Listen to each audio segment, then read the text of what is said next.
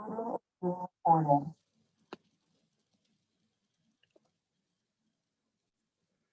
right, hello everyone. Today we're gonna take it quite easy.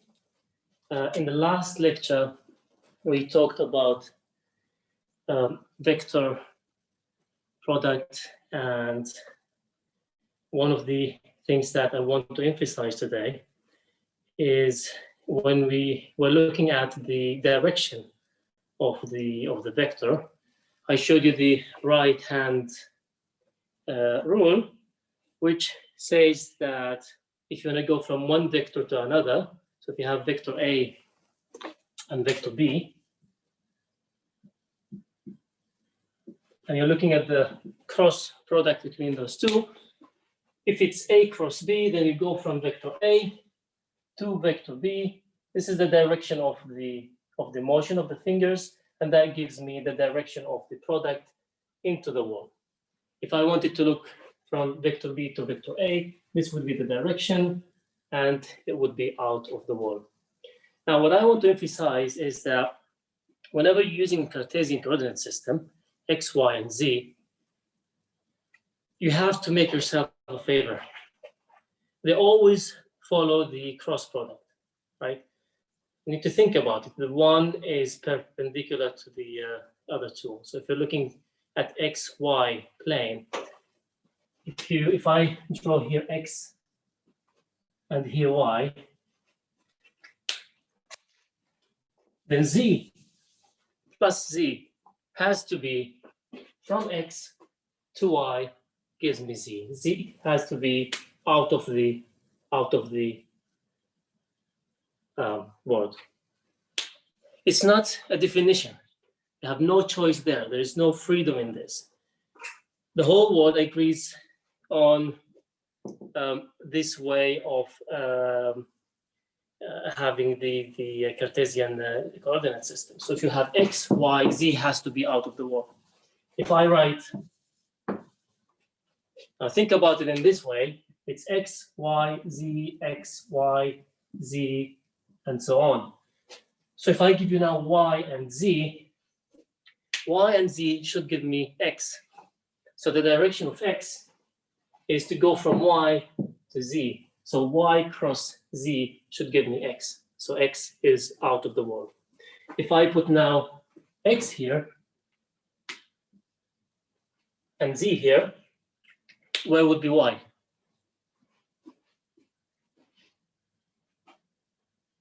Anyone? You can type it, or you can.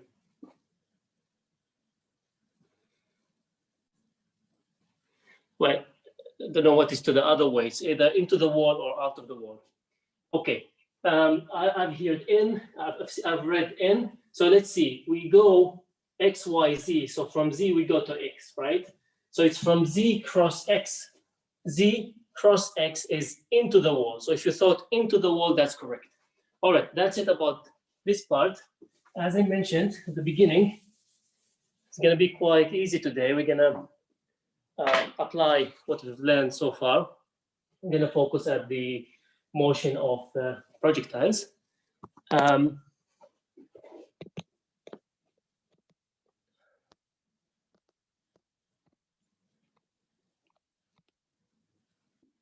Okay.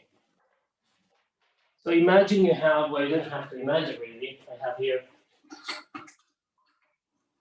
the tennis launcher. It's going to be with us for some time. So if I'm launching the ball in some angle, I'm going to do it actually. It's quite fun. What you don't see because you're not in the class, but you can imagine, it is a very complicated motion. It's in the space. It's in a three-dimensional space. Now, one of you might say, well, we can choose the coordinate system in a way that we eliminate one of the dimensions, and that's correct. That's the way to go. The motion is in some plane, so if you choose your coordinate system wisely, you would be dealing only with, let's say, X and Y, okay? So if we call this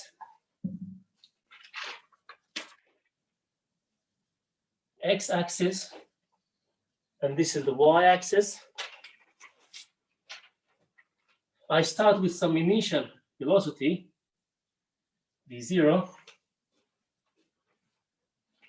with some angle, and it makes some kind of complicated motion. It goes up and then it goes down. It reaches a point here, where it's some point P. What is special about this point is just that it is the maximum height. So we can call this maximum height, h. Now, what I need to define, I need to put here y. What I need to define, first of all, is the coordinate system.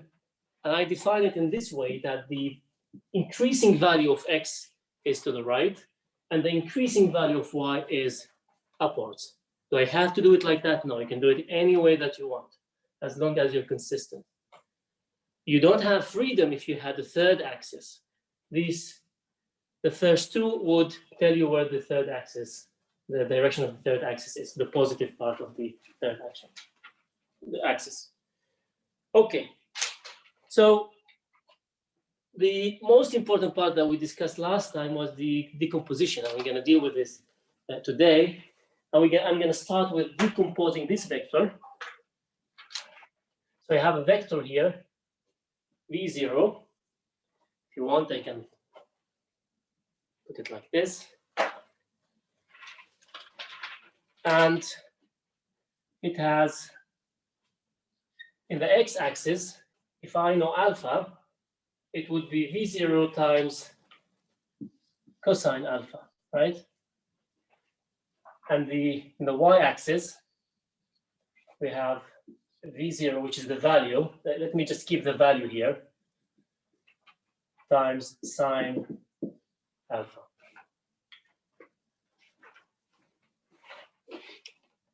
Okay, so we decomposed one vector into two vectors. Why is that helping us in any way?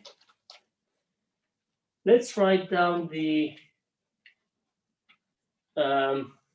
kinematics in the x-axis. Do we have any acceleration in the x-axis? No, we don't, right? We chose the y-axis where we have acceleration due to gravity. So in the x-axis, there is no acceleration. So when we write the kinematics, we know that the acceleration is 0. There is no acceleration in the x-axis. But we do have acceleration in the y-axis. And slowly you're going to see the benefits of decomposing the vectors. Okay. I'll write it here. Yeah. So x of t, x is a function of t, would be some initial x0, which I can choose the way I want, right? I can choose the coordinate system actually at that x0. In that case, x0 would be equal to x0. This is my choice also, how to move this. So xt is x0 plus v0x times t. This is the first equation. Now the velocity, as function of the velocity in the x direction, which is a function of t as well, these are not partial derivatives, right? This is the velocity in the x direction, and this is a function of time.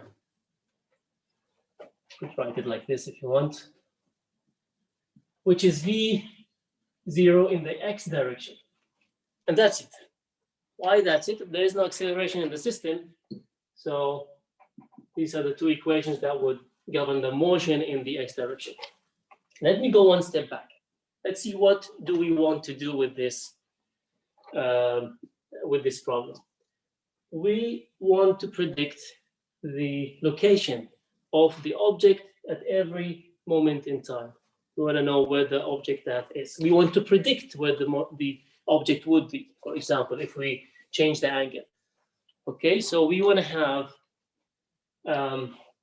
we want to develop a way to predict this motion of the object. And we want to test that. Hopefully, we would be able to do this today. In the y direction, what do we have in the y direction? So y of t is y0. The same story, I can put it here at the origin. So it would be just 0 plus v0y t plus half ay t squared, right? This would be my third equation.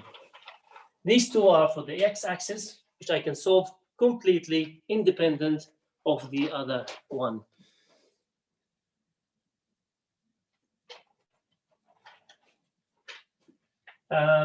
So v y of t, the velocity now, is v0 y plus ayt. This is the fourth equation that we have. With the help of these equations, we would be able to solve this problem completely. Okay, let's see what we have for this problem. This is true, in fact, for any motion without acceleration in the x direction and with acceleration in the y direction. So we can take x0 as 0. This is my choice. y0 as 0. If I take x0 as 0, xt would be v0 xt, right? So I can write xt. I'm not going to write this again. What is v0x? I know that. v0x, that is the velocity, the initial velocity in the x direction. It's v0 cosine alpha. This is the result of the decomposition of the vector that we had. So it's v0 cosine alpha times t. This is the first equation. What is the acceleration? Ax is, well, it's 0. It's still inside, yes. Now in the y direction, the same thing. So we have a y of t. I chose this as 0. So we have v0 yt, which is v0 sine alpha times t. But now we have plus half at squared, but a is the acceleration, and the gravity, the acceleration is acting in the opposite direction to the increasing value of y as we chose. So it has to be with a minus sign. Okay.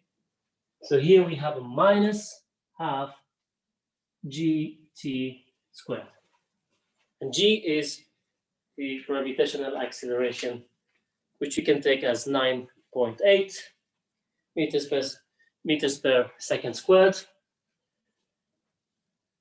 So the question is, what is the shape of the trajectory? We can actually go to this equation to answer this, the first question. Let me write down the question for you, the first question. You can answer a set of questions about these problems. So u is the same as v0. I don't know what you mean by u, but I will explain.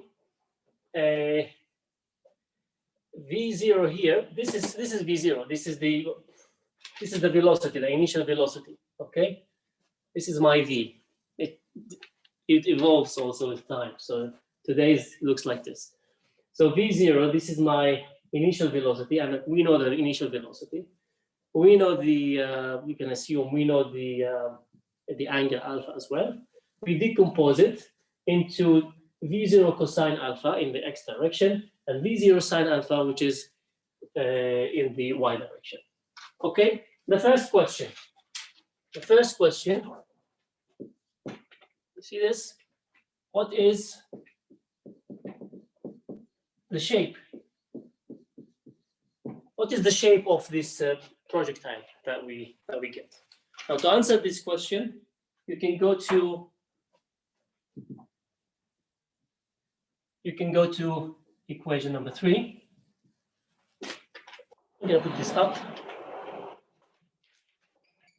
Continue here. Okay, if we go to equation number 3, see this barely. We can go to equation number 3. Now, yt equals v0 sine alpha times t, right, minus half gt squared.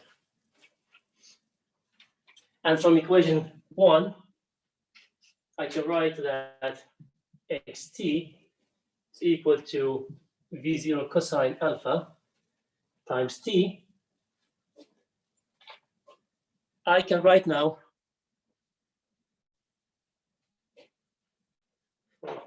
like this.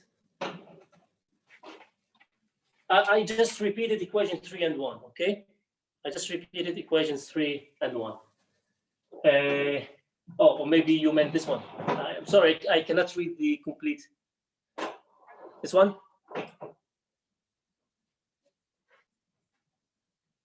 Okay, these are the same equations. So you can look, if you're looking here, these are the same equations. I didn't do anything yet with these equations. Anyhow, what we do now is we take t, we write this equation in terms of t. So we have t equals xt, x, let me just write x. You know, it's a 0 cosine alpha. And now I can substitute this back into the third equation. Okay, so you take this and you substitute it back into the time here. If you notice, what I'm doing is that I'm getting rid of the time here. If I'm getting rid of the time, what we eventually will get is a frozen picture after many frames, if you want. So that would show you actually the shape. That would give you that shape. This is the shape that I'm actually trying to get. This shape is not in time because this every time it would be at different locations here, right? So this shape in x and y. This is the displacement, the complete displacement, right, from the beginning till the end. So we substitute back here, and what we get is following. We get y. I'm not gonna write y of t because it's no longer a function of time. So it will be y would have a tangent. This is my tangent. Okay, this is my tangent, tg, tangent alpha times x minus half g x squared d0 cosine alpha all squared. All I did was substituting this here. I substituted with this t here. I get sine alpha over cosine alpha. That gives me the tangent, right? Times x, and we lose the v0. And on the other side, we get this. But what you notice now, please do go back over this and make sure that everything is correct later on. What's important now to notice is the following, that this is constant now. And this is constant.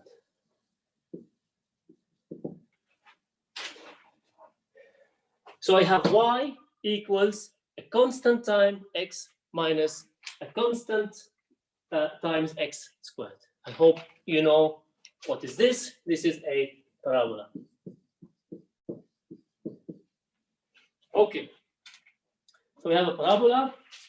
This answers the first question. Now the second question, and as you see, and this is something we're going to do a lot in this module, we're going to build up knowledge step by step from the previous knowledge. We're not using any other sources, right? We might at some point later on in the module do that, but meantime, we're going step by step, just use the previous knowledge, conclude new relations, have new knowledge, and use that for the next lectures and so on. Okay, so what do we want next? We want to ask another question.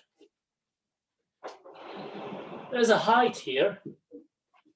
And I want to know at what time the object is highest. At what time? Okay, so the question now is, at what time the object is highest is at point P. And what is h? What is that height? Okay. Now we go to equation number 4. We go to equation number 4. We know the acceleration. We know the initial velocity here. What would be the velocity when we get to that point?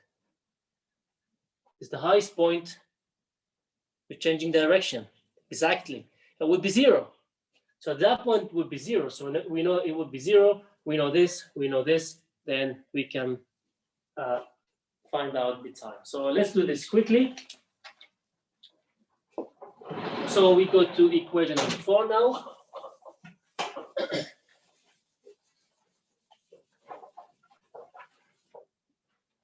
Now, talking about time, it reminds me to look at the time. I just want to also emphasize that it is not unlikely that I would take some more time from the tutorials normally, because anyhow you have extra time for the tutorials. Okay, my lectures sometimes tend to go to the tutorials time, but let's do this part now. So from equation 4, we write Vy. Well, Vy is 0. So the V0 is sine alpha, right, times t. There's no times t. Minus g times t. So t is, let's call it Tp, right? This is t at point P. Tp, can put P here also. Tp is V0 sine alpha divided by g. Okay, great. So now we can calculate the time. If you know the initial velocity, if you know the angle, you can calculate the time at which the object would reach the maximum height. So where is that maximum height? Now we go to equation 3 to answer the second part of the question. From equation 3, that gives us yt, right? Yt now at point P, that would be the height. All we need to do is substitute that time. At that time, if we substitute back into this equation, right, that would give you the height at point P, ytp, which is exactly h. And this is what we want to find. Great. So we do this. What do we get? Ytp equals to V0 sine alpha times t, right? Times Tp, and Tp is V0 sine alpha divided by g. I just substitute it from here. Minus half gt squared. What is t? Tp, right? This is my Tp. That is V0 squared sine alpha squared divided by g squared. We lose 1g here, 1g there. We have the sine alpha squared here, V0 squared here. So finally we get h equals V0 sine alpha all squared divided by 2g. Great. So now we know the maximum height an object can reach given the initial velocity and given the angle. Now, what we would always do also in this module is not just derive things out, because it is an applied module at the end of the day. We want to make sure that whatever we get, you can get anything when you make derivations. We want to make sure that it makes sense. So let's discuss what we have here. So the first question,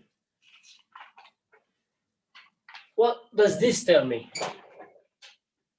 It tells me that the larger V0 is, the higher we can go with the object. You can feel that, right? If I take the tennis launcher and start it with a greater initial speed, then you would end up with, if I keep the angle, then you'll end up with the higher height. That makes sense. How about the, when is it the highest point? The highest that we can get. So if you had the freedom to change alpha, where is the highest point? Well, this is a sine alpha here, right? It is highest when sine alpha is between -1 and 1, right? Effectively, it's between 0 and 1 here because it's squared. So sine alpha to be maximum h, that would be when sine alpha is 1. Okay, so now we know that to have the maximum alpha, and this is we just concluded by discussing the results. So I can write h max. Okay, h max in terms of alpha. So you change alpha and you get the maximum height is when alpha is pi/2. This is when the sine becomes 1.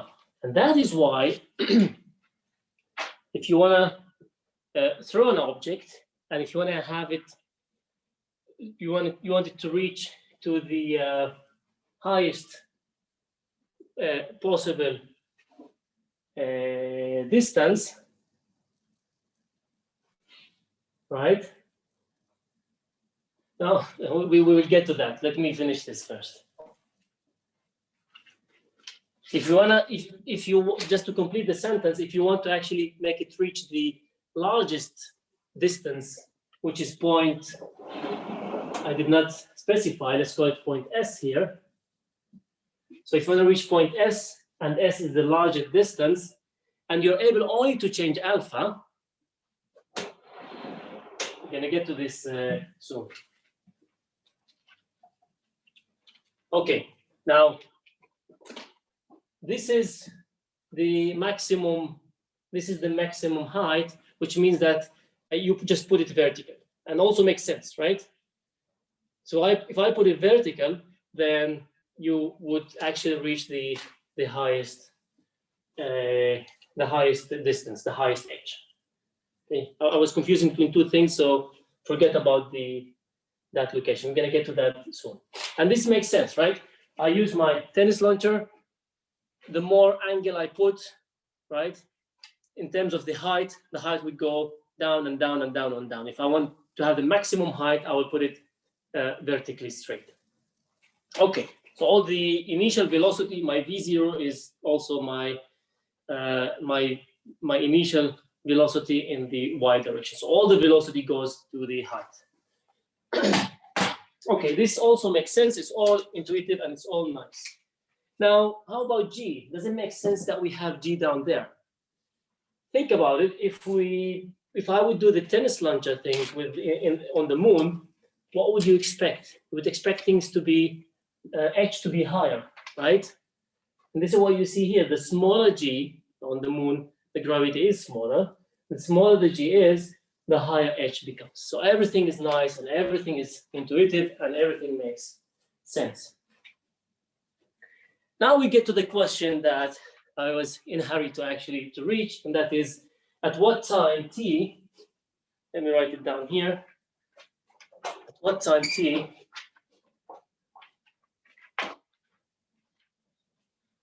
the next question is at what time t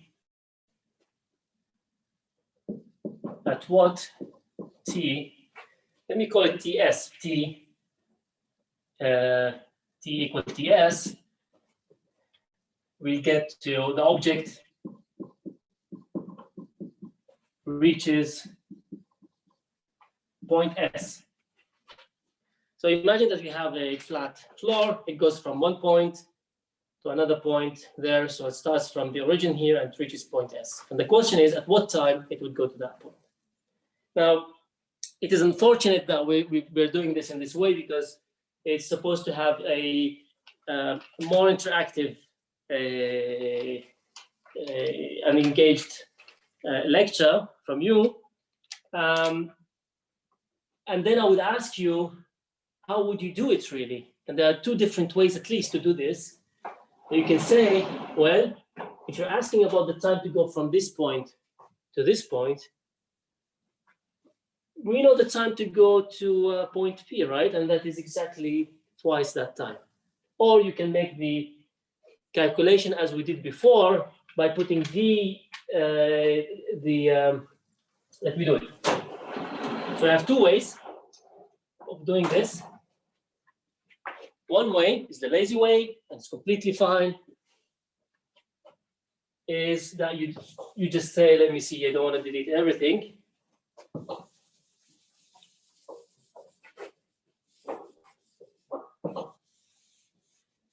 So one way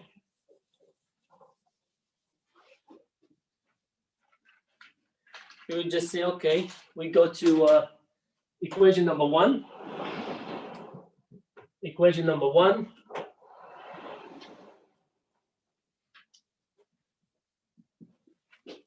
No. We go to equation number three, right? We're looking at yt, and we want yt to be zero, right? Yt would be zero at the origin and at that point. So if you solve this quadratic equation, you will get two solutions. One solution would just tell you, okay, you are at the origin, and we know that it's zero there. And the other solution would give you, that would give, the first one would give you t equals zero.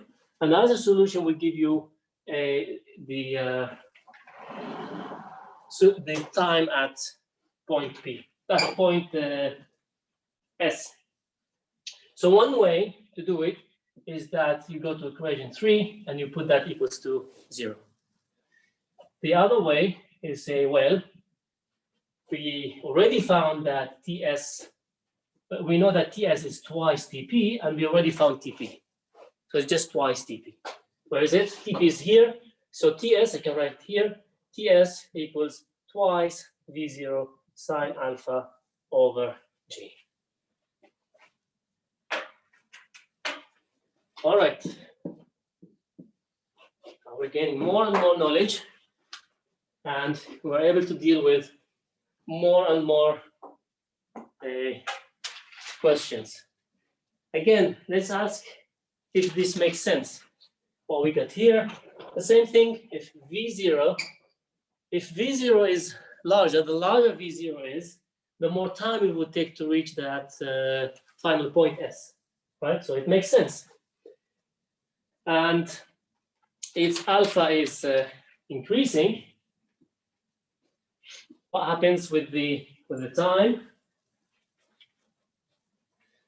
Now let's think about this. This is a little bit not so intuitive. So we say, okay, if I'm starting with the vertical, right? So alpha is being pi over 2, then I know that I go back to the same location. If I start increasing it, I start going further and further and further away. Do I keep going further away? No. And you can see this immediately. If I go to 0, you're back to the point where you're actually at the same, Ts is exactly the origin. So there should be some maximum distance that can be reached. We'll get into that. And when G goes down, Ts becomes larger. Also makes sense, right? Okay, so nothing strange about this. Now let's go back and ask the question, what is that distance really? Because we want to evaluate when we have the largest possible distance. Which alpha is going to give me the largest possible distance? So the next question is, I'll write it here for you. What is the distance OS? OS is from the initial point to the final point. That is OS. You can say, well, it's twice the distance OP, which is also true. But I think we did not calculate that distance, so we have to calculate. We cannot always be lazy. So what we do now is, from equation 1, I want you to verify this.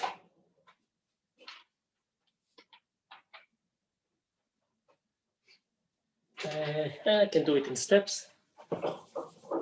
But anyhow, I want you to verify it. So V0x times TS, right? That will give me the distance in the x direction, right? We know this. We know the time now. It's twice the time TP. So we can write now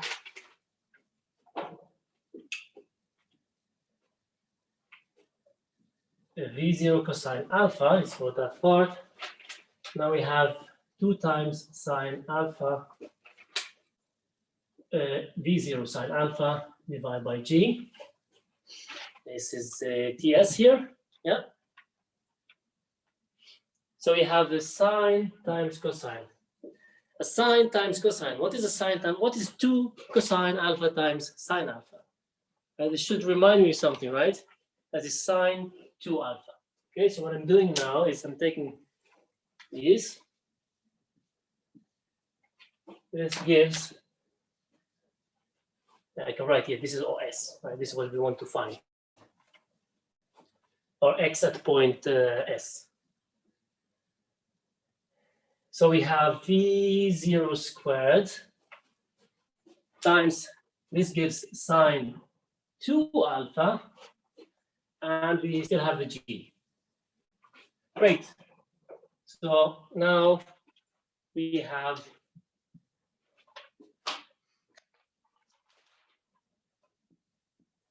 a way to calculate the distance from the origin to the end point.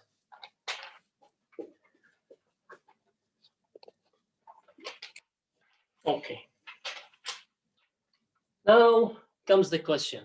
If I want to look at the maximum possible distance, well, obviously the minimum possible distance is when you are completely vertical, right?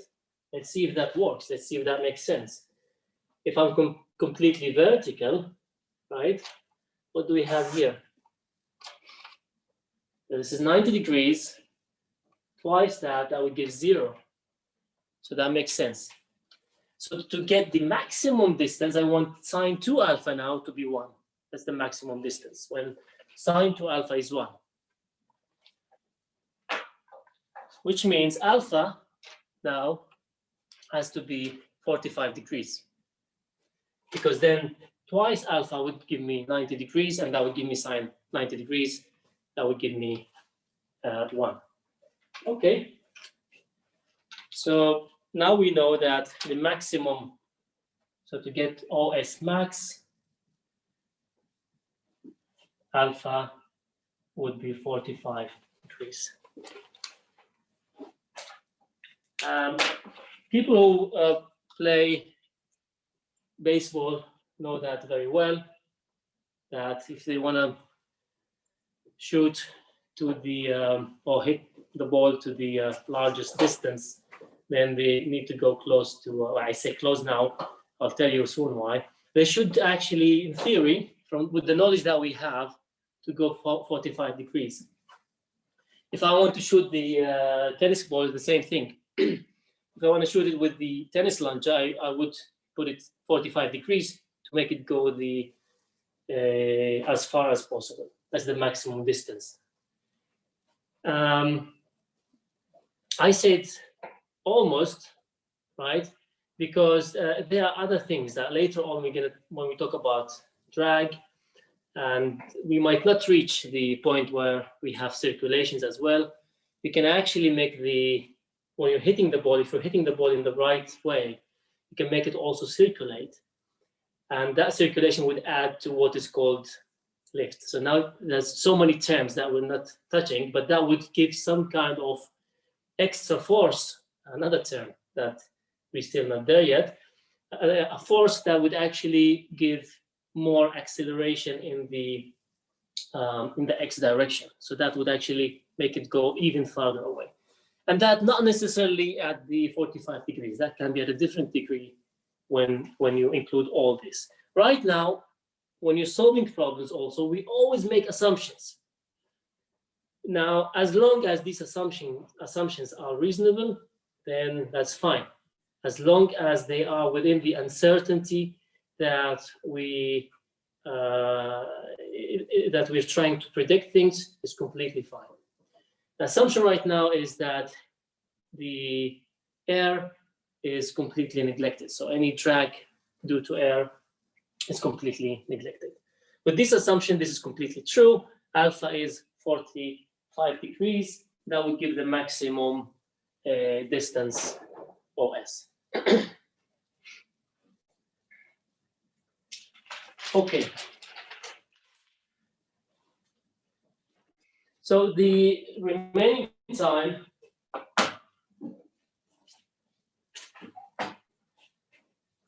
I'm going to try and do something which is quite ambitious. To start with is to put this in a good location, which is not easy to do. And I'm going to put it right here. Now, what is a good location? All right. Yeah, okay. Do you hear me well from here? Good. All right. So what do we have here? We're gonna apply what we have learned so far. We're gonna do one more step. See, in applied math, you don't just solve equations, you ensure that they actually work, okay? And this is the more exciting part. We want to predict the location of this OS, okay? We can look at that part maybe. So we want to predict where that's going to land. We're gonna try that, but we're not gonna do this like in high school. We're gonna have some uncertainty, right? You have to remember, if you don't know the uncertainties in your experiment, the results that you get there are meaningless, okay? So we need to know the uncertainties. It's not a big deal. You can have some approximation, okay, reasonable approximation for the, we're gonna do this now with you. Let's do it. A few things that I would like to show you, so I better get started. What I want to do is I want to predict where this tennis launcher, I have to put it on some one of the degrees here, the shooting degrees. It tells me it's number 2. Why number 2? Because if I put a higher one, I might break something. But I'll put number 2 now. And I want to predict if I put this 45 degrees, how far it could go. Anyone? Ideas? How can you do that? Oh, don't need to put it yet. I have a problem. I don't know V0. There, we assume that we know V0. Now I don't know V0. What do I do? How can I calculate V0? I don't have fancy stuff to actually measure the velocity. So what do I do? Need to use only the knowledge that we have. So you can't tell me you can bring an electromagnetic wire and you put two wires next to each other, and once is breaking, a timer would start. Once the other one is breaking, the timer would stop. No, we can't do this. We have to do it with the knowledge that we have.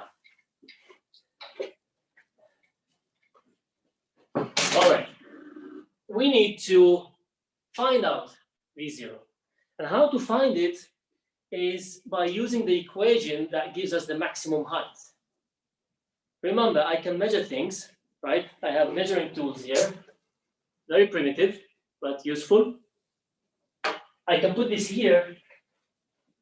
Normally, I would have one of the, more actually than one of the students would help me with finding the location. So that increases the uncertainty, okay? Normally, I would have a student and they would actually look at which location that would go when I shoot, and then we will calculate the distance, and now I'm gonna do it all by myself. You can try and help from there by telling me more or less if I'm right about the location when I show you now. But that also we need to take into account when we talk about the uncertainty. So let's start. This is a 1 meter. What I want to do is, I put it on number 2 because this is what I'm going to use later on. I'm going to put the head here at this location, and I'm going to shoot it and measure the height. If I measure H max, now the problem is that you don't see the equations. Let me write it here for you. If I measure H max, where is it? H, okay. H equals V0 sine alpha. You see it evolved, my V0 evolved. This is the same V. All squared divided by 2G. I hope you see it. I cannot do much more than this.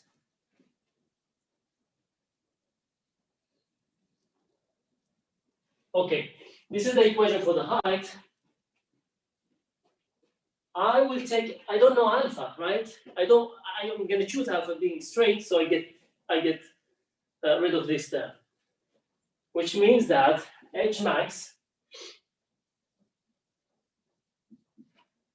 would be V0 now squared divided by 2G, right? Let's make sure that, okay. I measure H max, I know what G is, I will find out what V0 squared. That's simple, right?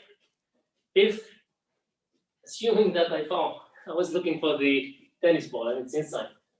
Okay, so you know the plan. The plan is to measure the height, and that will give us V0. Ready? You ready? You have a task. I'm looking from this angle and it's not very convenient for me. I will estimate where it's going to reach, and you tell me if it's more or less in that location, if it's a little bit up, above, or if it's below. I'm going to start now. 3, 2, 1, go. Okay, this is what I've seen around here. Is that about it? I need to run and see what you're writing. A little bit less, someone says. Okay, like how much less? Like this much less, or this much less?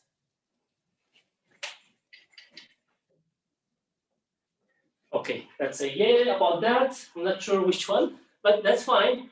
That's part of the uncertainty. That's completely fine. That doesn't scare us. I'm gonna do it again. Now, you're gonna see why I'm gonna do it again. What I found before was about 72, and you said a little bit less, so it's about 70. So I'll put it here. Let's do it again. Ready? 3, 2, 1.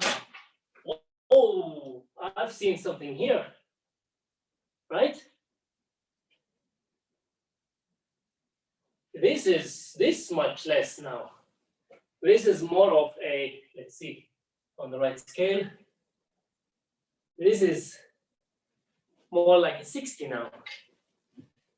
Sorry, I cannot read that far. Okay, let's try again. 3, 2, 1, go. Oh, This is definitely more than that one, right? You agree? Yes. I think it was now around here. This is about 80, just to give you the numbers, 80 centimeters.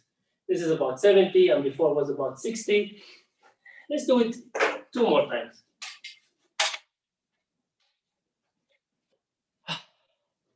Three, two, one. It's again here, right? It's maybe even a little bit more than 80. So you've seen that this is the real life. This is not perfect. Well, it's a philosophical question, what is perfect? But it doesn't always give the same result. I can repeat it over and over and over. There is a range. It will never be 10 centimeters and it will never be 2 meters. But you've seen it could be 60. And I think when I tried before the lecture, I even get something like 55 in one of the times. But it can be 80 and 90. Repeating this many times, it goes more towards the somewhere between 70 and 80. So what do? We make some kind of average, right? Now, I've seen that it's most of the time would go between 70 and 80. So let's say 75. But it's not only 75, and we know that it can be as low as 55 and more than 90. So we have almost a 20% of error. That's awful, but this is part of that uncertainty, okay? Now let's keep that in mind, but this is the main point here now. Let's make the calculations now. Let's see, remember, this wasn't what we wanted. What we want is to calculate the distance. How do we calculate the distance? Let me write the equation there now. It's this equation. I'm going to write it. Do you see here? OS equals, that's there, V0 squared sine 2 alpha divided by G. Okay? Now we know the velocity V0. We're going to use that here to calculate the distance. We don't even need to know V0. All we need is V0 squared. How do we know V0 squared? It's from here. Let's make the calculation. So H max is, we said 75, so 0.75 equals V0 squared. Remember, alpha is 90 degrees here, so this is 1, divided by 2G. So V0 squared, which we want, get rid of this. So V0 squared equals to 2G times 0.75. Let's make the calculation.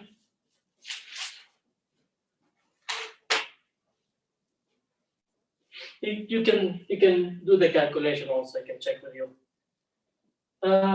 So 2 times 9.8 times 0.75. That's 14.7. So V0 squared is 14.7. Nice. Okay. What do we do now?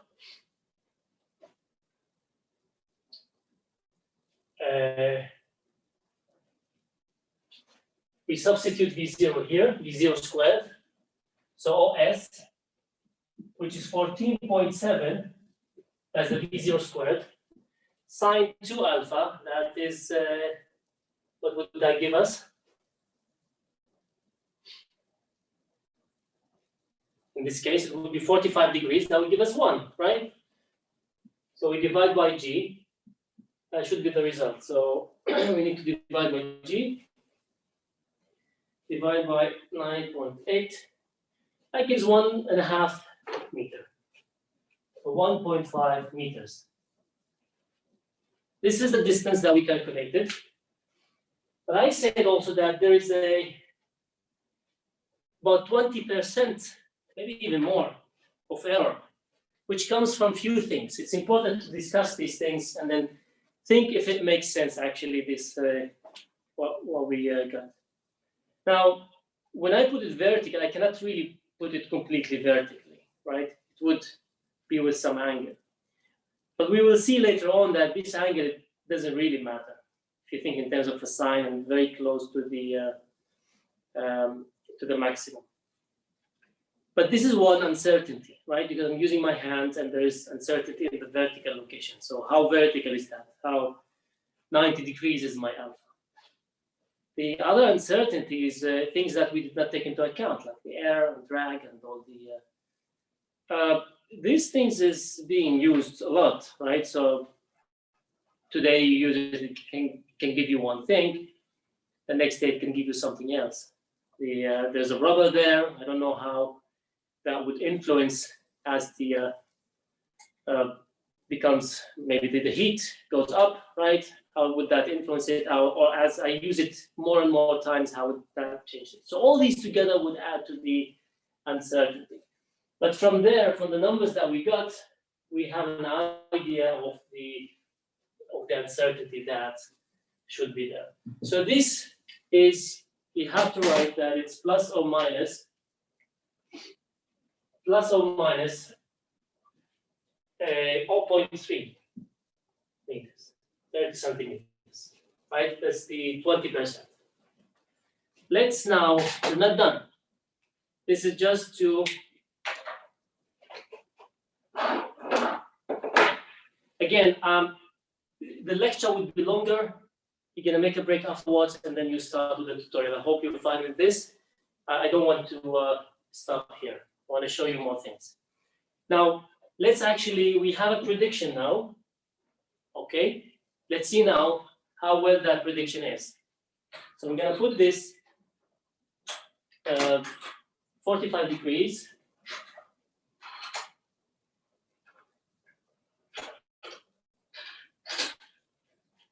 Gonna put it on number 2. We know the V0 squared of that number 2. And I'm gonna measure now. Well, I need to put the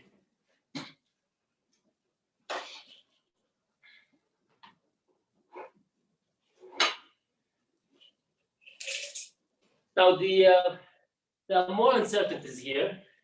I didn't want to do it perfectly as well because it would just take time and there's no point really in that. But look at this. The starting point is not at the height of the table. So the actual height that you'll be looking at really is the top of this almost. Okay, but just keep that in mind. So if I want to measure 1.5 meters, I should actually measure from here, and that would give me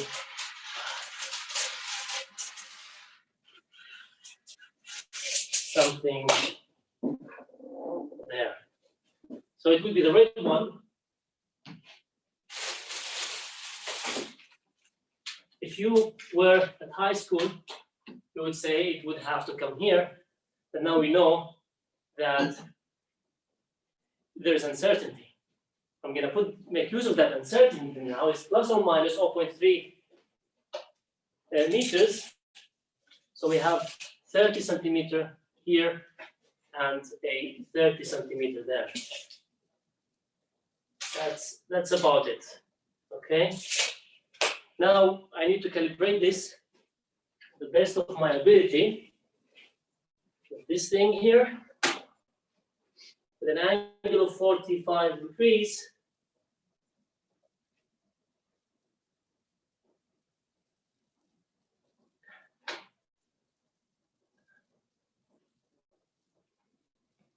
That's not bad.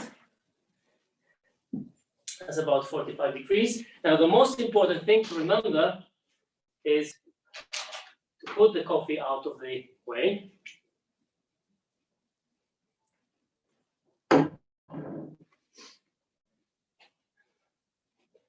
Okay, ready for this? Now you see that I will have to actually a little bit adjust it, and then I will check again, because I've seen that it's with an angle. So if I would shoot, it would probably end up out there or this side. So we have also uncertainty in this angle, right? And uncertainty in this angle. I should have looked at that before. I'm gonna do this again now.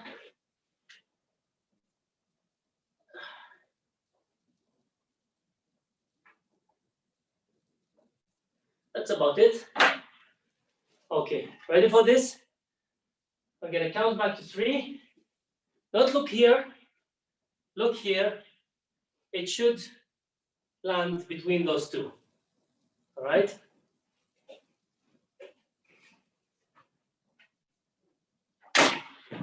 Oh, that was at the edge of this one, right? Let's do this again, which means that the uncertainty of 20% wasn't a bad thing to consider, right?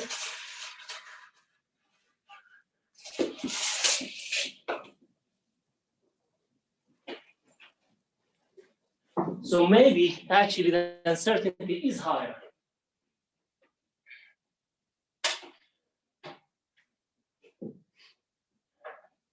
Fortunately, I have to calibrate this every time. And any movement here, right? So if I'm 2 degrees less, then it would actually bring me to this side. Now let's take this. Let's see. 3, 2, 1, go. Oh, all right. So you see it falls between the uncertainties that we have. Okay, great. Stay there. We are still far from what I want to show you.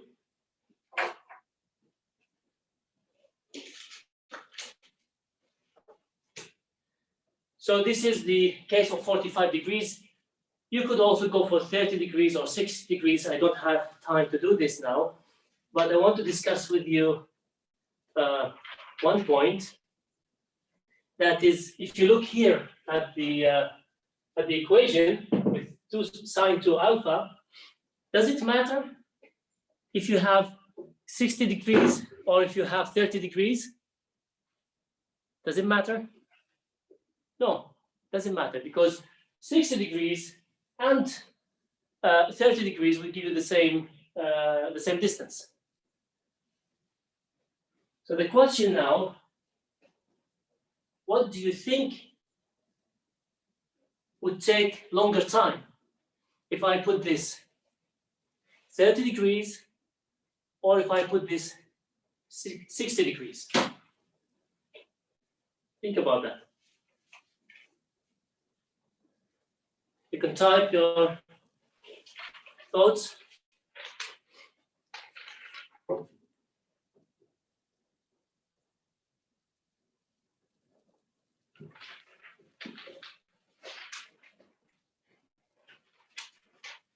Okay.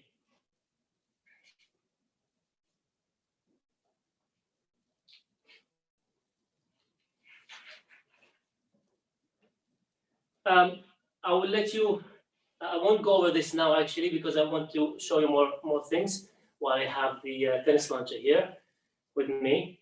But we can discuss this at the beginning of next lecture, or maybe in the tutorial, then you can discuss the differences between 30 degrees and 60 degrees. Okay, what I want to show you now is a problem, whatever left from the tutorial, because it's going to take at least 10 more minutes for me to finish here.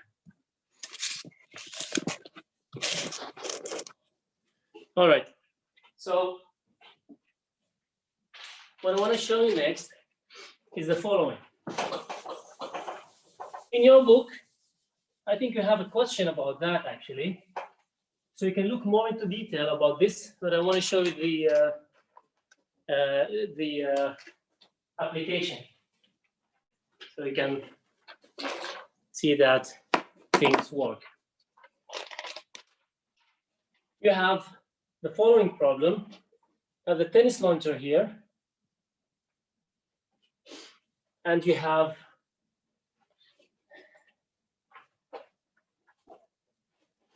the story goes about monkeys. So you have a monkey here on the tree. The story is actually more mean than that because it's not a tennis launcher. I use a tennis launcher. But you have a gun and you have a monkey, and the guy which is aiming here, they aim exactly towards the monkey in a straight line. And you may think that so the angle here is alpha is exactly the angle to the monkey. But you know now that the monkey might be lucky because the monkey's on a tree, by the way.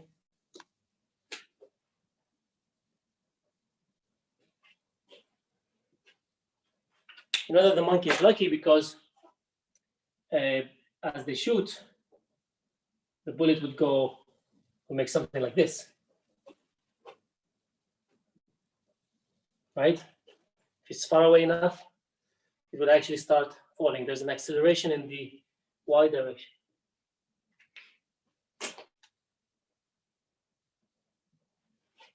However, the problem is that once the monkey sees the flash of the gun, they let go the tree and they start falling free fall. And the question is, if the monkey is falling now free fall, would the bullet touch the monkey? So would they meet at the same location at the same time, or would the monkey be saved?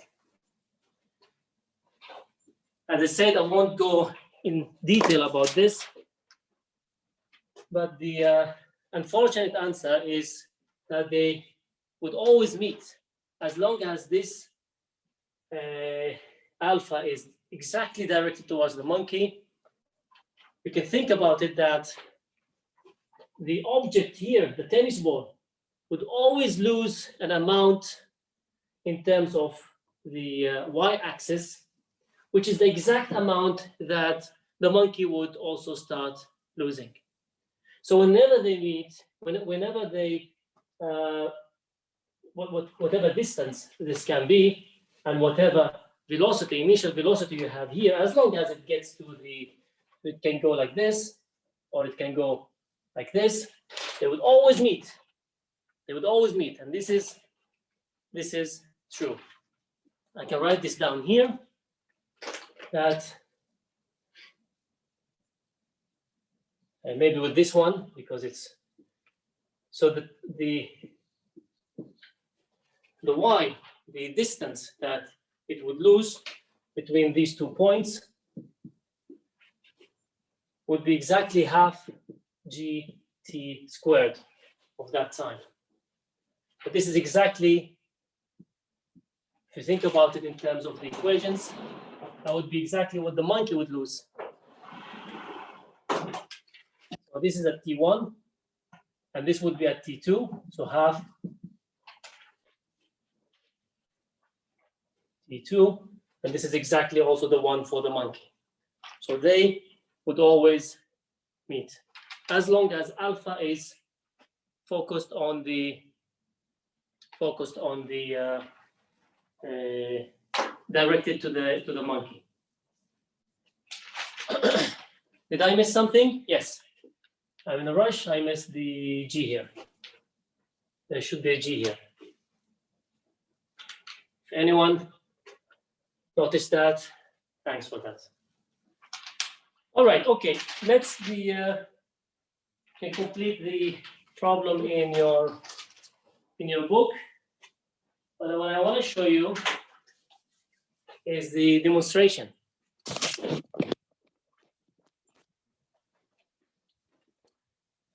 Now I'm going to put it here.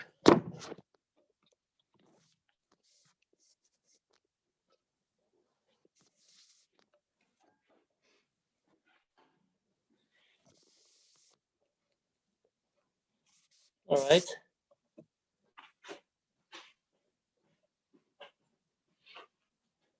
I don't have a monkey here, but I do have this. I don't know if you can see from there.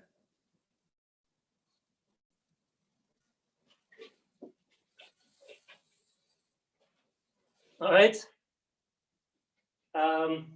This is not in good angle because I want you to see this.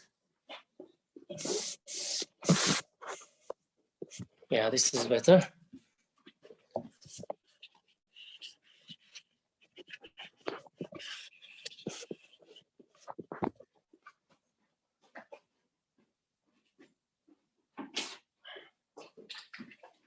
The last thing I will show you, and then you can.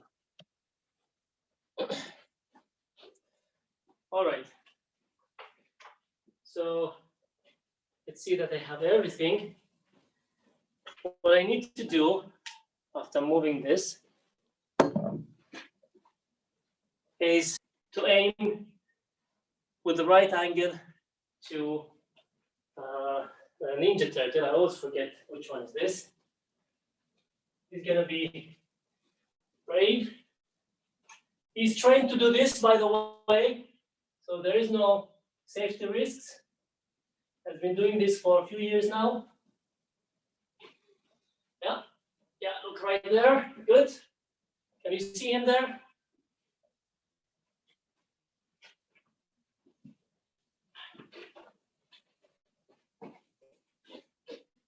I want you to think also in terms of the uncertainties. Look how much uncertainties we have here. What I'm gonna do, I'm going to try to aim with one hand here. I'm gonna try to aim. And with the other hand, I have this string here, which I have to release the exact time of that I press right here, okay? So this is one uncertainty, that there might be a delay. So don't get disappointed too much if it would be above or below. The other uncertainty is the angle. It can be to the right or to the left. So let's do this.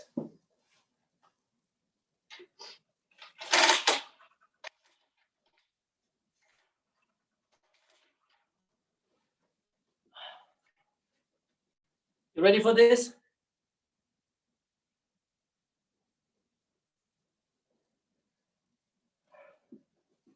Well, I'm not ready. I need to put the right angle.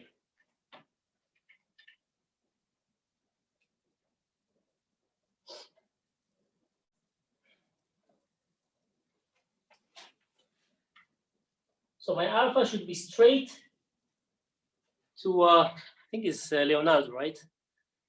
To the Ninja Turtle. And then you will see the curvature of the tennis ball. And in theory, they should meet at the same point. If I release this fraction of a second later on, I will miss the Ninja Turtle. Okay, ready for this? Don't blink. 3, 2, 1. You see this? All right, it works. So I'll see you next week. Bernard, are you there?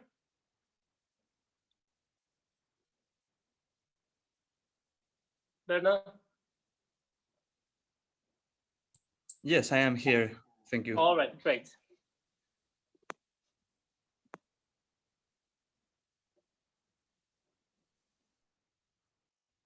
Okay, hello everybody. You can take 5 minutes to go to the toilet or just eat something, drink some water, and I'll be back in 5 minutes.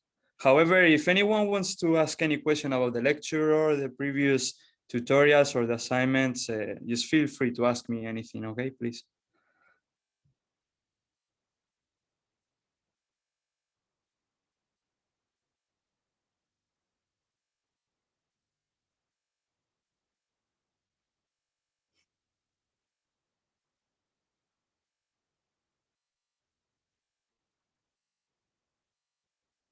Thank you. Thank you very much.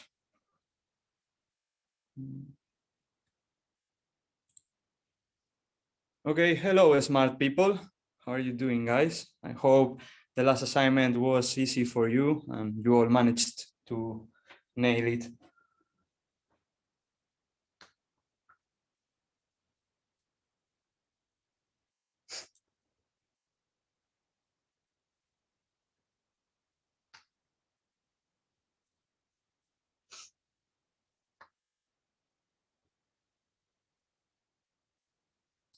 Basically, we work on hydroacoustic radiation.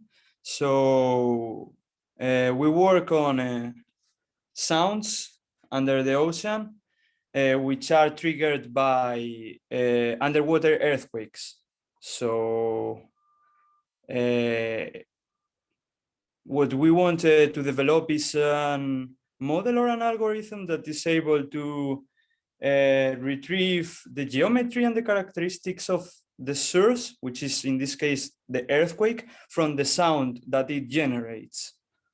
Okay, so in the last paper we approached it in a very semi-analytical way, numerical and analytical, and now we are working on some machine learning. We are approaching it from the machine learning point of view.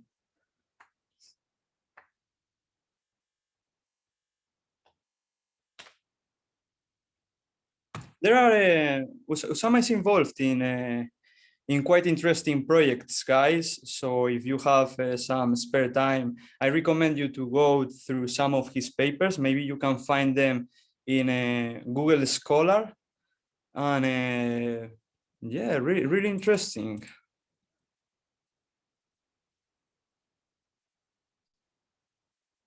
So all of this is based on the assumption that some submarine earthquakes trigger tsunamis. I guess you all have heard about tsunamis, right? They kill people every year. So we are working on some early warning systems, but we are still on early stages. Exactly, those big waves. I think it actually means big wave in Japanese or something like that. Yeah.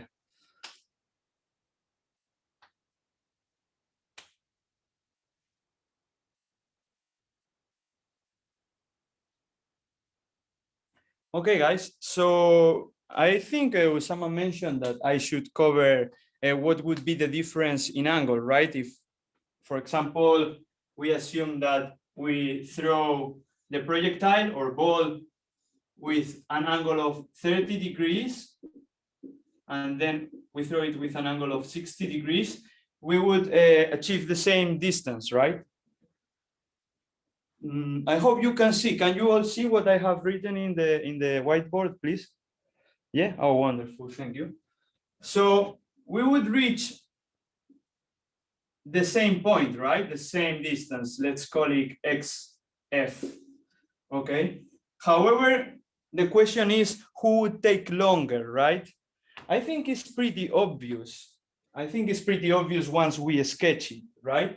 Because one of them is covering way more distance, right? So I would assume that it's gonna take longer. But how can I prove this? Well, you have seen in the lecture that you can decompose this problem in 2 dimensions, right? Because now we are working on 2 dimensions, right? So it will be something like x positive towards the right, y positive upwards. So if we just take the x component of the velocity, both of them are projected with the same velocity, right?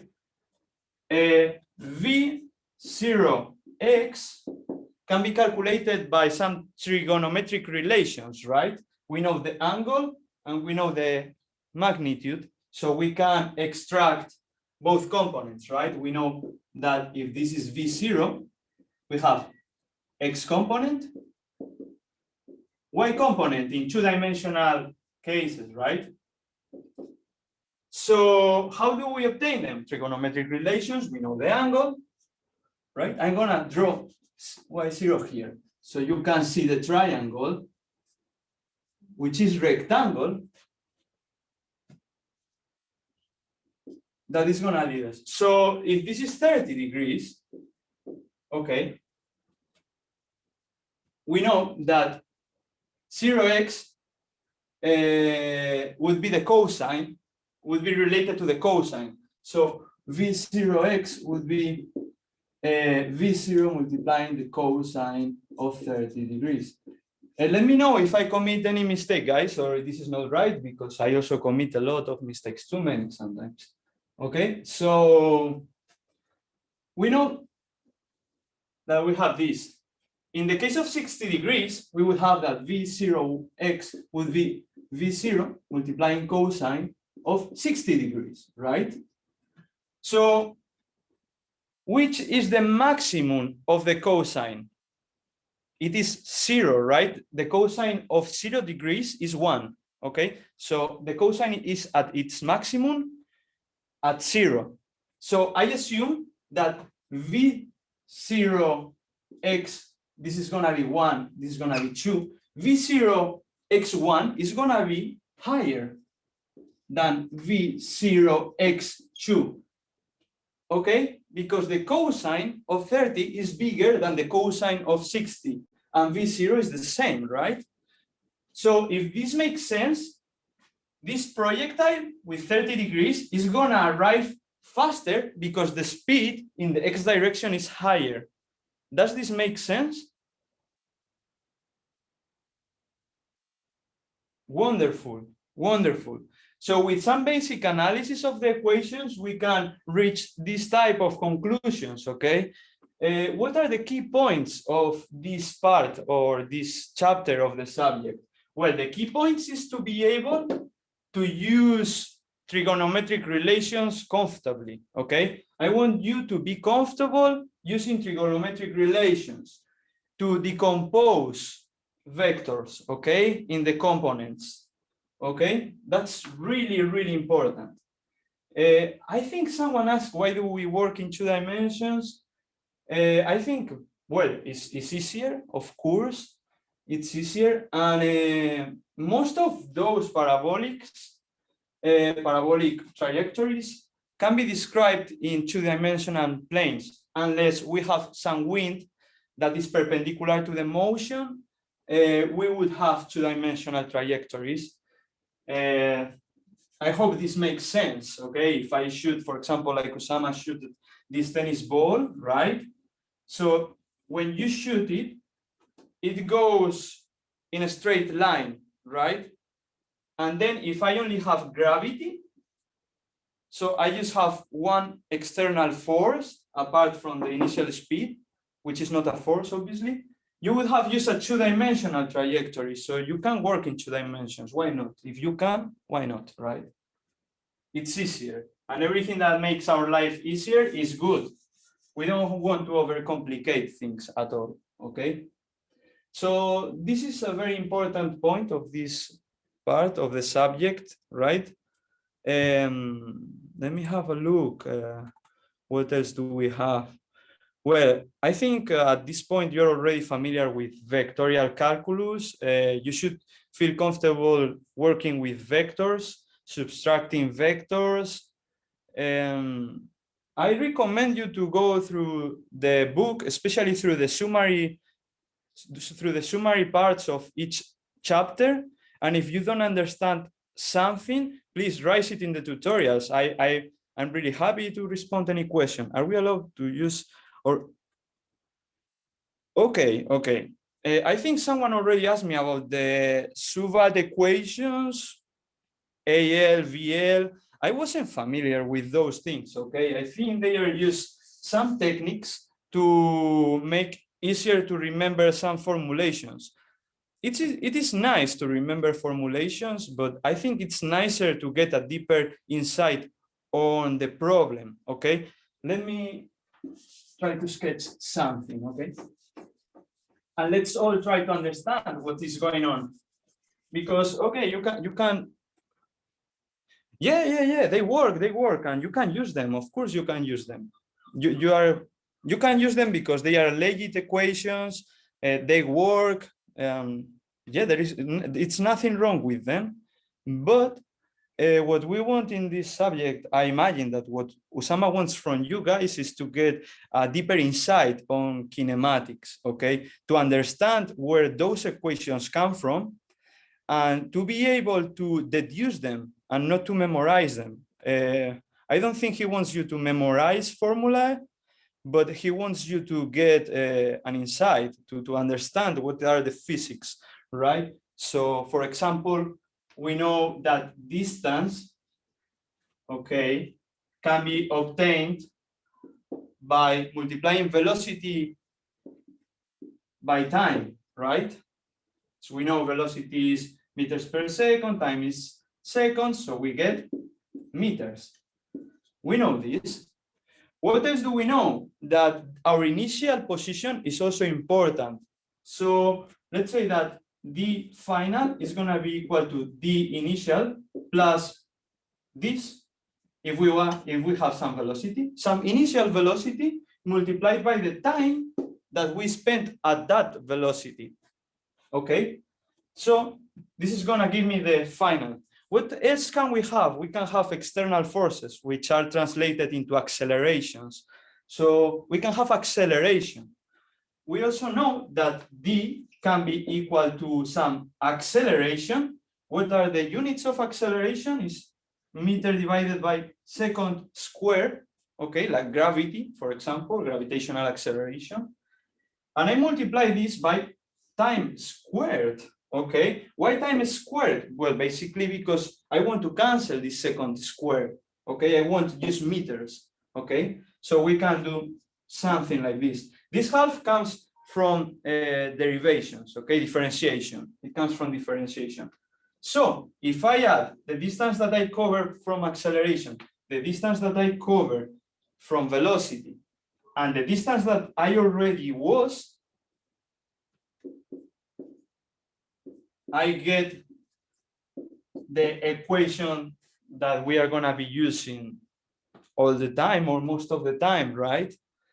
Then we know that we can use this in any direction. So for example, I can have the x component of the distance.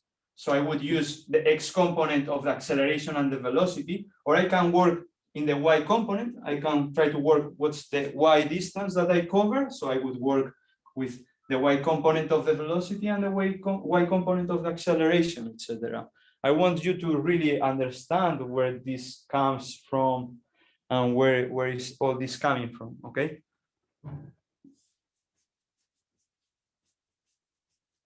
So as you have seen today, if you work in 2 dimensions, and this is your initial speed, first of all, the first thing that you have to do is to know that you have to decompose that because you're working in 2 dimensions. So you're going to calculate each dimension separately, okay? So I'm going to have a y component and an x component of my initial speed. Then if I have a gravity, I will have one force pulling me downwards, and this force is going to be the gravity, which is equivalent to 9.81 meters per second squared. So in most problems, you're going to have this, okay? You might have some wind, also some acceleration towards the right, the left, okay? So you will have to play with those things, and you will have to build 2 equations, one for the distance that I cover in x, and one for the distance that I cover in y. For example, in the problem of the tennis ball, you throw it, but it returns to 0. So at the end of the day, the distance, the displacement, the y displacement is 0, okay? I want you also to understand what's the difference between distance and displacement, okay? So displacement is defined as the final position minus the initial position, okay? So here the displacement is 0 in the y direction, not in the x. In the x we have a displacement. But the distance that I cover in y is not 0. It would be twice this height, okay? So this is important. So now, if you allow me, guys, I will proceed to solve some of the exercises that I have sent you last week. And the ones that I cannot cover now, I will send to your email, okay? So I will provide you with solutions. Do you have any other question, guys? It's all good? Happy days. Okay. So, okay, let me go through the exercises. what do we have? Okay, the first exercise talks about the velocity of a car, solar powered car. The driver accelerates, blah, blah, blah, from a stop sign. Okay, so we have this chart.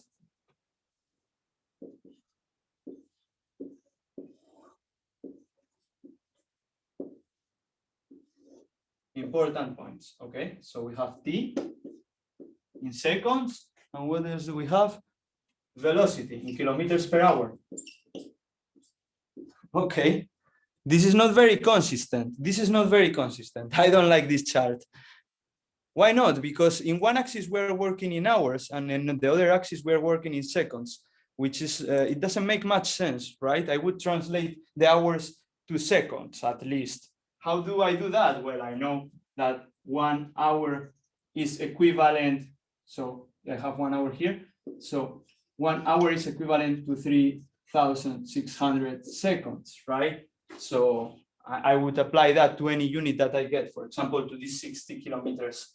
Okay, so I have 60 kilometers, 40 seconds here, 30, I believe, and 10. Okay, so what do I need to get? Compute the average acceleration during time intervals from 0 to 10. So in the first part, I have to compute the average acceleration in this part of the chart. I know that average acceleration is equal to final speed or velocity minus initial velocity divided by the time that I take, okay? So it would be, for example, 60 kilometers per hour, okay? My final velocity minus 0, okay? Because my initial is 0, I start in 0, divided by 10 seconds. This is not consistent, okay? So I have to translate these kilometers per hour to seconds, okay? Let me check the chart, everything is right. So what do? I multiply, well, I divide because I have my hours in the denominator, okay? So if I want to translate 60 kilometers per hour to seconds, I would have to multiply. Okay? No, the other way around. Sorry. So I want to have the hours here. No, I would have to multiply. Yeah, sorry. No, divide. Yeah. I'm sorry, guys. I have to divide by 300. Yeah.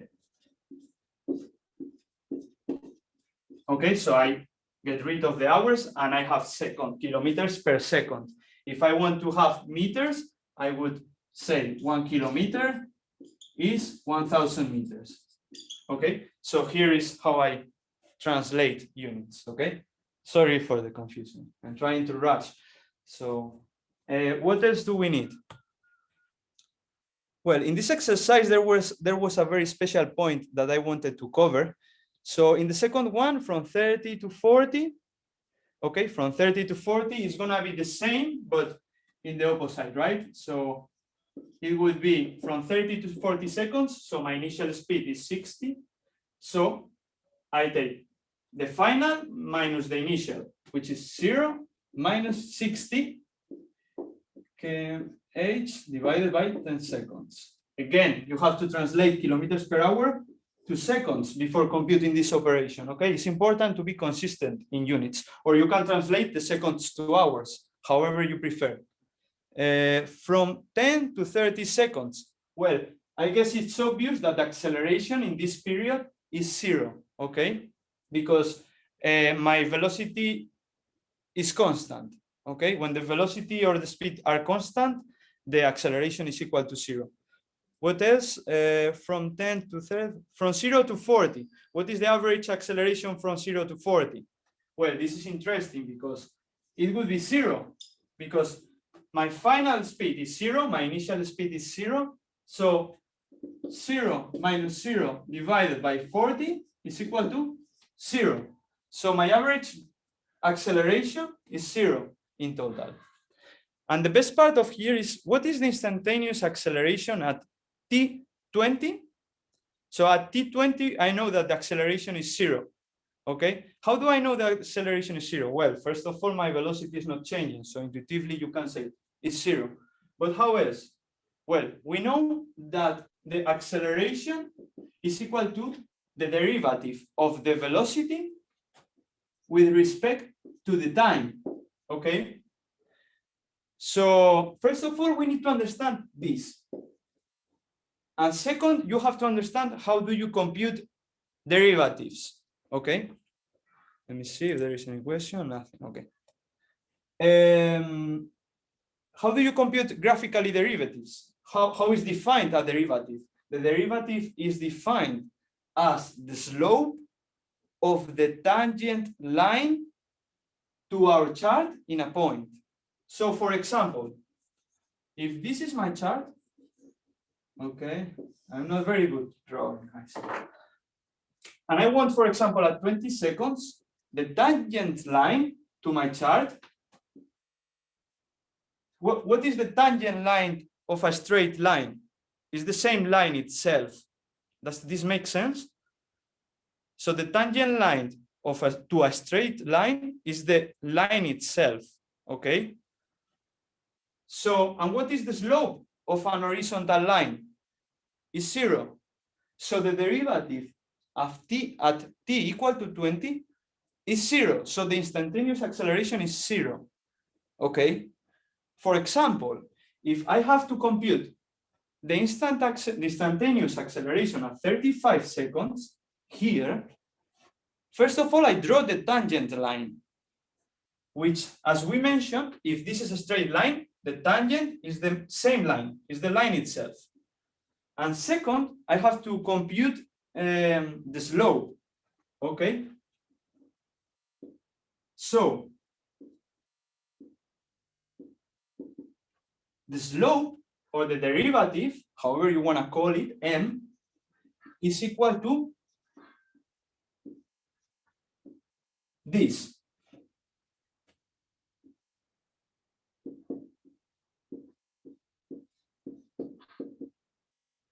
Okay, this is really important. This is really, really important. That the acceleration is the derivative of the speed with respect to the time, and that the derivative of a function is the slope of the tangent line at a certain point. Does this make sense, how I calculate the derivative, guys? Wonderful, wonderful. Full of smart people. This is nice. Okay, so the rest of exercises, all of them are very similar to each other, right? As you can see. Let me see, because I cannot see everything at the same time. So we have, do you want to suggest any exercise to cover now, guys? Did you struggle in any exercise? Because we don't have time to cover all of them. So maybe you want to suggest one of them to cover now slower, in a slow way, or 2.77. Yeah, why not? Why not? Okay. 2.77 was actually a very interesting exercise where you have to apply a lot your intuition, okay? I like that exercise a lot because it's gonna make you think.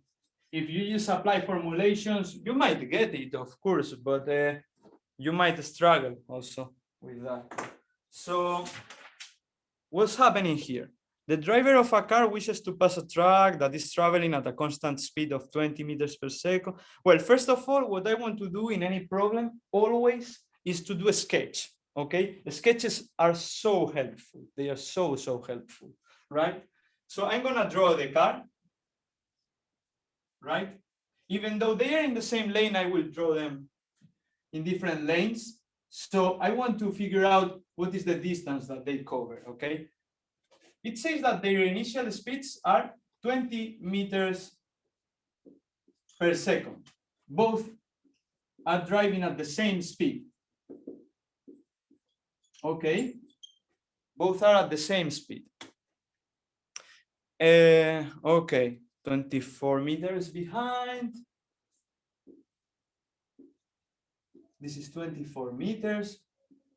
The track is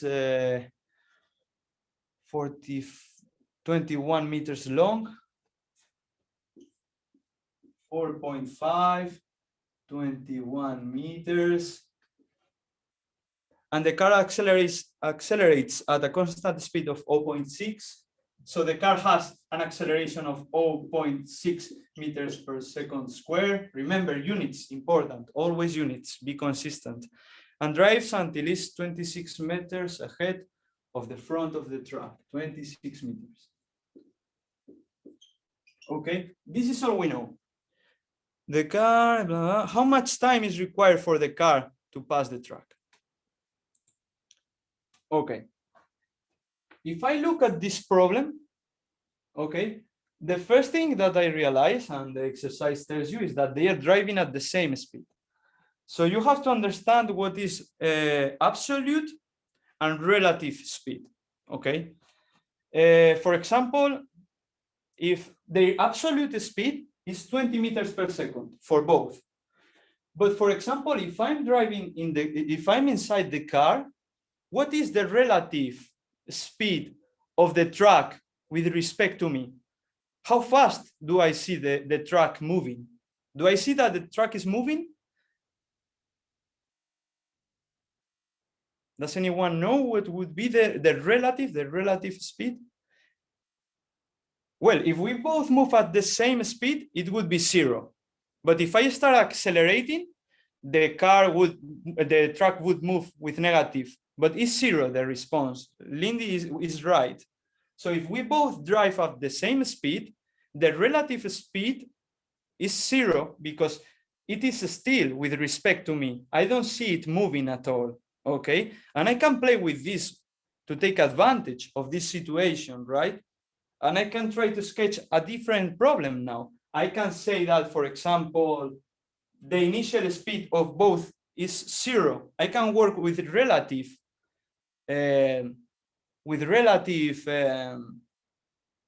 speed, with relative acceleration, relative everything, okay? So I can say, for example, that the relative speed of both is 0. So as we mentioned before, displacement is equal to initial position x0 plus v0 multiplying t plus 1/2 acceleration t squared, okay? So I'm gonna work with relative coordinates, relative speed, everything. So I'm gonna get rid of x and v, okay? Does this make sense? I'm gonna say, you know, because I'm traveling at the same speed that this guy, and I see that he's not moving, I'm gonna assume that it's not moving. Relatively, it's not moving. So I can figure out the time, okay? Because I know I know that the distance that I'm gonna travel, the relative distance, because this is not absolute distance either, it's relative distance. The relative distance that I'm gonna travel is the summation, is all this distance. This is my d. Relative distance that I will travel, and this is gonna be my acceleration. So I will have that d is equal to 1/2 0.6 multiplying t squared, and d is equal to 24 plus 21 plus 26 meters. Does this make sense? Everything is relative now, okay? We are not working with absolute values in order to simplify this problem, because we know that everything is moving at the same speed. If we have different speeds, we would have to rearrange everything, okay? So you have to understand what is relative speed and absolute speed. For example, if I'm moving towards the right at 2 meters per second, and another car is driving in the opposite direction at 2 meters per second, and I'm this observer, the relative speed of this car is gonna be -4 meters per second. It's gonna be my speed plus this speed, because we move in opposite directions. But if, for example, I have another car moving at 1 meter per second, the relative speed of this car is gonna be minus 1 meter per second. It's gonna be my speed minus his speed, okay? This is important. Well, yeah, it can be 4.5. I didn't know. Let me read again the problem. You might be right. Car accelerates the car, how much? Ahead of the, yeah, it can be also plus that 4.5. You're completely right. Yes, why not? Plus 4.5. So we assume that the car drives until it's completely here, right? So plus 4.5 meters. Okay. So I want you to understand, because it's very important. This is really important, and this is going to show that you understand this chapter. Okay. Relative speeds, relative positions, relative acceleration. Okay. So if I do this from this equation, I can obtain t squared, or I can obtain the time that I will take to overcome this track. Okay. So I will work in relative coordinates just for the part A, because then I want to know what's the absolute distance in the part B. I want to know what is the absolute distance that the car covers. So now we are going to work in absolute coordinates. And we know that d is equal to x0 plus v0t plus 1/2 at squared. So now we know x0 is 0.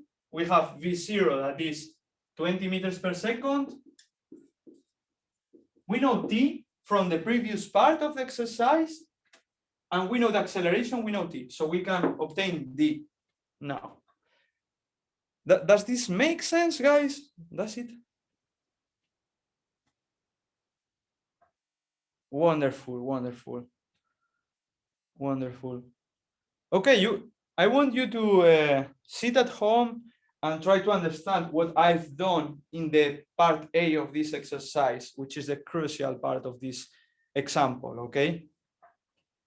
I want you to understand that if we both move at the same speed, we can, the relative speed of the track is 0, okay? It is a bit hard, this problem, and conceptually it can be tricky. You can try to go through some maybe YouTube videos about relative speed and absolute speed. I do believe that YouTube is an amazing source of knowledge, and you can really learn any subject from there. There are hundreds of teachers and lectures, everything. So try to check that out. Okay. And I think our time is gone, guys. I don't know if you have any other question. I'll try to mail you with all the solutions, okay? So, and provide you with the next assignment.